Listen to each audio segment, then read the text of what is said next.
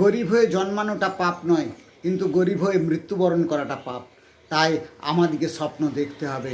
স্বপ্ন বড় হোক বা ছোট হোক, আপনি স্বপ্ন বড়ই দেখবেন, কিন্তু তাকে আপনার ছোট্ট ছোট্ট করে ভেঙে ভেঙে বাস্তবে রূপান্তর করতে হবে।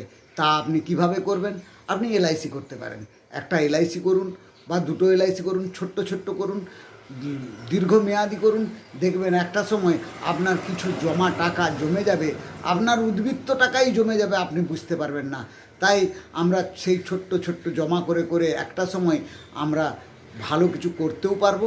আর নিঃশ্বাসে কার বিশ্বাস আছে? যদি আমরা না থাকি তো আমাদের সংসারের যে বাবা মা ছেলে মেয়ে তারা তাৎক্ষণিক একটা সাপোর্টও পাবে আপনার ওই অর্থ জমানো টাকা। তাই আমি বলবো যে প্রতিটি মানুষ এক ছোট হোক বড় হোক, আপনি একটা এলআইসি করতে পারেন।